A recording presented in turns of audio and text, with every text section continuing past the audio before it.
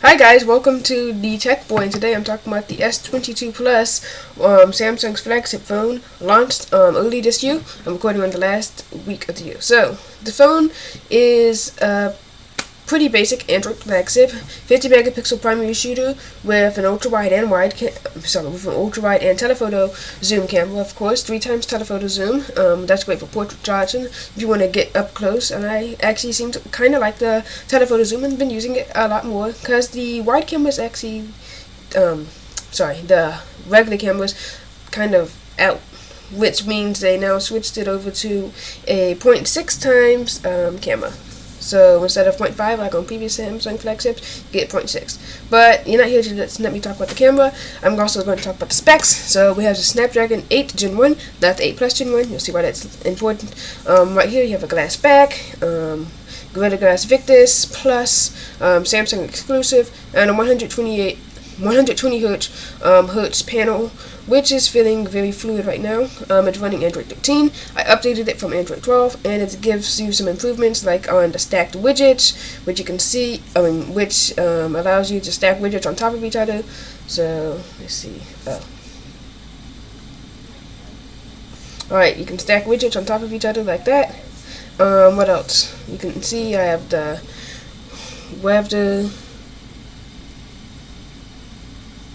and also you have Samsung Smart Suggestions, which tells you what you should suggest based on your usage activity. So I think that's really smart.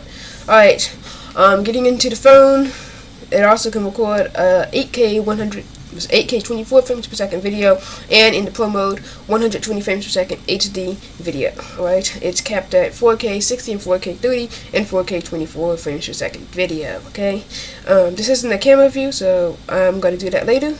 Speaking of the connectivity, you have the 5G antennas here. I think I get really good connection, so let's go right into the review. Alright, so this is the S22 Plus. You can find it on Amazon for either $999 or $499 refurbished. Amazon Renewed. I think you should get the Amazon Renewed price. I think that's a great price for $900 or $800. I'm not so sure. There are lots of good competitors in that price too. So let's talk about Samsung software features first. Alright, so you have automatic power saving mode. So that basically, however you're using your phone, so now I'm on a 60 Hz refresh rate screen because it put my phone into power saving mode automatically because of I haven't been using it as much.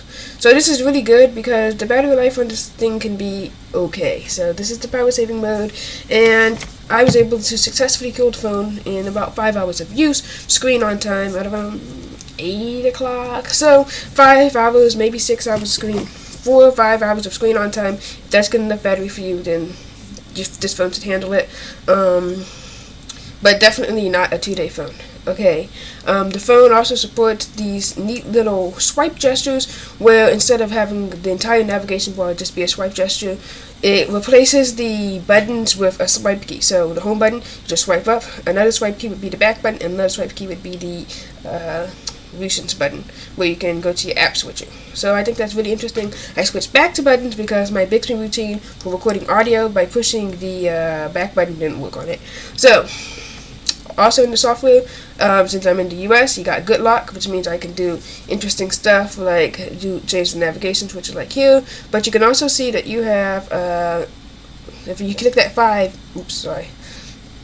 if you click that 5 there, you can see what apps are running in the background and either close them or kill them, unless it's an important app like clock. Alright, so that's also interesting. Oh, forgot to tell you, it has 128 gigabytes of storage and 8 gigs of RAM. Alright, so let's talk about, I was talking about the battery life for a little bit. So 4 or 5 hours of screen on time. The standby time's not that great. If you're taking lots of pictures or using Bluetooth, your battery will probably die like really quickly. I went down from like 80-something% to 60-something%, maybe like an hour, maybe 30 minutes yesterday when I was taking some pictures and Bluetooth was on. So, battery life isn't the best, but it's usable. Alright, now on to the connectivity. It has 5G connectivity. Call quality sounds good, but one thing I would change about this phone is network switching. So here at the house, 5G is faster than Wi-Fi, and That makes sense, doesn't it? Anyway, 5G is faster than Wi-Fi here, but let's say I'm in an area where I don't get that good 5G, the phone will try to stay on 5G, even though it's not as good as either, I don't know, 4G or 3G or 2G, and sometimes I won't get any internet, so it'll be really, really slow, and I'll have to go into the settings and manually change it into 4G, when it should just switch to 5G, 4G, whichever one's the best automatically. So that's another gripe I have against the phone. Alright, another thing is the phone camera shoots in RAW mode, and it can run Samsung's Expert RAW application, which means I can take some nice astrophotography pictures, I can take some hyperlapses, really nice videos, night mode, RAW mode. I can edit them in Lightroom. There's also this other photo editing application I like. I'll tell you guys what it is later when I find out what it is. What it's called, sorry. But this goes to show that Samsung really should not have put 128 gigabytes of storage on here.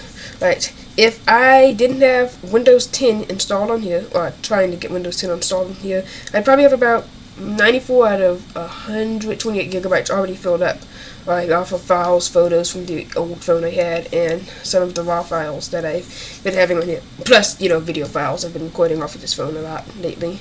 So, Samsung, if you're not going to put a micro SD card slide in here, please put at least 256 gigabytes of storage in here. There is a 256 gigabyte model, so I'm saying don't buy this in 128 gigabytes.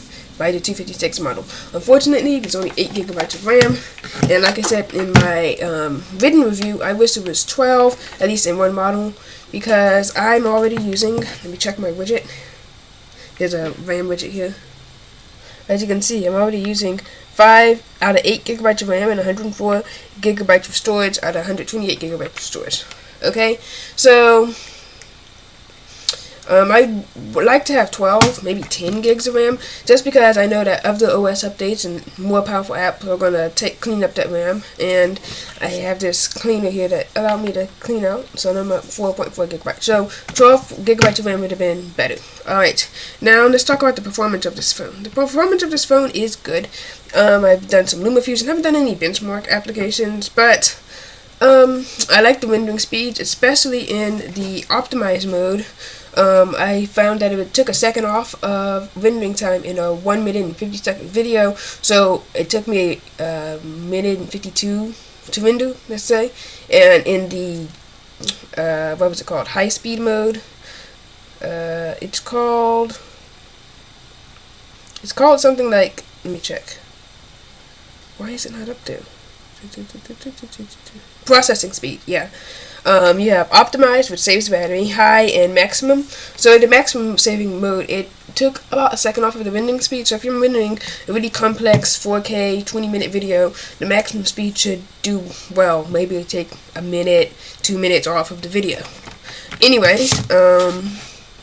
so yeah, processing speeds like that are good, but Samsung could have a better animation engine. Let's see. Loading into apps is sometimes slow. Let's see. I'm going to close all of them so you can see what it looks like. So as you can see, no apps open. I'm going to open Secure Folder. And you see how kind of slow that is for Secure Folder, the animation or the, let's say, files. Yeah, it just has a, I don't know, it's not as fast as a OnePlus 7, well, feeling as fast as the OnePlus 7. Obviously, if you were to benchmark, it would be faster, but I'm just saying it doesn't have, oh, well, if I went into Google and waited for the keyboard to pop up, yeah, so, or searching, like this. Alright, that was faster, but I'm just saying it could be more optimized, a bit faster, but more updates should come underway. Android 13 is new. I am on the December security patch. For some reason it didn't update. I'm confused about that, but Samsung could do a little bit better on the animation side, but compute power is good. And speaking of compute power and speed, the Samsung shutter lag and camera launching application could also be better. Watch how slow this is. Yeah, so shutter lag could be better. You can fix that in the new Samsung Good Lock module called Camera Assistant, where it can help the shutter lag be a bit faster. Well, less shutter lag. Alright. Samsung software here, notifications sometimes don't come in when I'm using the phone. So let's say I'm using the phone and typing, searching, and let's say I'm like searching here and I get like a Google Chat notification. Sometimes it won't come in, sometimes it will come in. Like I just got a Google Voice notification and I see it, but sometimes one won't come in, so that's a problem. Also, when the phone is sitting, it might miss a notification, so I don't like that. Alright, back to the phone. I was on processing power. Camera capabilities are decent. I can show you the camera and video samples. There's lots of video samples on YouTube. I've been using this phone to record video either from the front facing and back cameras. I like it. I also like the features in the gallery application, like I can remove shadows, remove people and objects, all offline of course. Samsung's facial recognition is surprisingly good. I like it a lot for searching through my photos, and what else? Yeah, so you can find me, you can find other people I've taken pictures of. Bixby could use a little working out, but I like it. Still a fan of Bixby. Don't take it away, Samsung. What else? Samsung software features, running One UI 5. You can organize applications. It's just a really decent phone. But I forgot one thing. Let's talk about the screen. So my old, I think from 2019 LG V40 right here. You can see it. LG V40 has a screen setting where you can go into WQHD mode. Now, of course, it is a 60Hz display, but you have WQHD on the LG V40, released in like 2019 or something like that. This is the Samsung Galaxy S22 Plus, and you only have a 100, full HD, FHD display. So that is not as good. Also, you don't have as many screen modes. You only have visible and vibrant. I just was getting a call from somebody. I rejected it. You only have visible and vibrant, and yeah. So not visible, natural and vibrant, vivid. Yeah. So not as many screen modes as the LG V40. So that's not as good, but the screen is nice. It has less thick bezels, as you can see. LG V40, kind of see the black borders around here. See here, it is easy to hold in the hand, but these curved edges might make it hard to hold when recording a video or something like that. Before I forget, because it's running the 8 Plus Gen 1, 8 Gen 1, not the 8 Plus Gen 1, the phone does tend to get a little bit hot, and the battery life isn't as good. So if it was running the 8 Plus Gen 1, which I think the S22 series should run, or S23, or the S8 Plus 2 Gen 1 or something like that, it would have better battery life. So I'm excited about that. And this kind of gets hot around this area. Not to be unusual, kind of hot. But this case that I bought on $3 from Amazon here, because it kind of like traps the heat in there. So Samsung could have done better with this phone, but overall it's a good Android flagship, and if you can find it on shelf under about $500, I would recommend it. Thanks for now, and tech talk to you later.